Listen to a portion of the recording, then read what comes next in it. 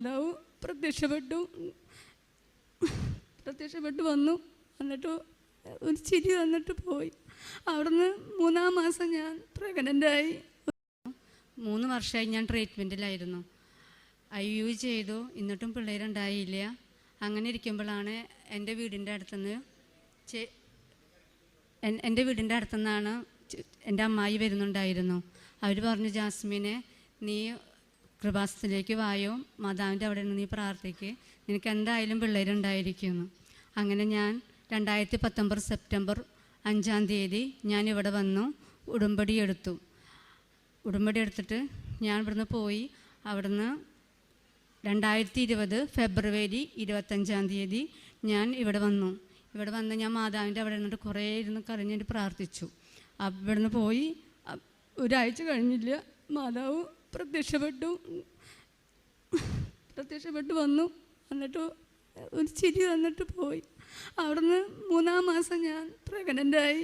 ഒരു ട്രീറ്റ്മെൻറ്റും ഇല്ലാണ്ട് ഞാൻ പ്രഗ്നൻ്റായി. മാതാവിന് കൂടാനോട് നന്ദി. ദൈവം അവരുടെ കണ്ണുകളിൽ നിന്ന് കണ്ണുനീർ തുടച്ചു നീക്കും. വെളിപാടിൻ്റെ പുസ്തകം 7-ാം അധ്യായം 17-ാം തിരുവചനമാണ്.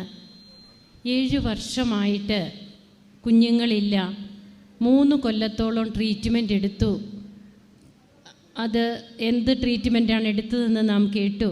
അപ്പോഴങ്ങനെ ട്രീറ്റ്മെൻറ്റുകൾ എടുത്തിട്ടും യാതൊരു രീതിയിലുള്ള ഇമ്പ്രൂവ്മെൻറ്റും ഇല്ല.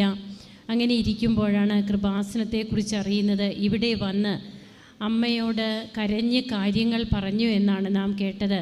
പിന്നീട് പോയി ഉടമ്പടി പുതുക്കി, പിന്നീട് വീണ്ടും ഇവിടെ വന്ന് ഉടമ്പടി പുതുക്കാൻ വരുമ്പോഴാണ് അമ്മയോട് പറയുന്നത്, മറ്റു പലർക്കും അമ്മ പ്രത്യക്ഷപ്പെടുന്നില്ലേ, അമ്മ എനിക്ക് മാത്രം എന്താണ് അമ്മ എൻ്റെ അടുത്തേക്ക് വരാത്തതെന്ന് അമ്മയോട് ഇവിടെ ഇരുന്ന് കരഞ്ഞു പറഞ്ഞു എന്നാണ് സിസ്റ്ററിനോട് പറഞ്ഞത്.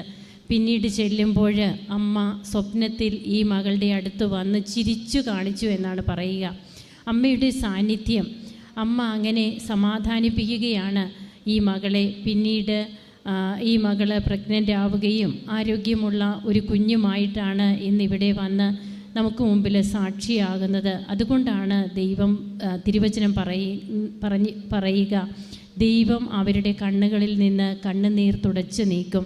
ഇങ്ങനെ തുടച്ചു നീക്കപ്പെടുന്ന ഒത്തിരിയേറെ കണ്ണീരിൻ്റെ കാലത്ത് ഉള്ളവരുടെ സാക്ഷ്യങ്ങളാണ് ഈ അൾത്താരയിൽ പറഞ്ഞുകൊണ്ടിരിക്കുക. നമുക്കും കരങ്ങളടിച്ച് ഈശോയ്ക്കും അമ്മയ്ക്കും നന്ദി പറയാം, ദൈവത്തെ മഹത്വപ്പെടുത്താം. യേശുവേ നന്ദി, യേശുവേ സ്തുതി, യേശുവേ ആരാധന. അത്യപൂർവ ദൈവാനുഭവം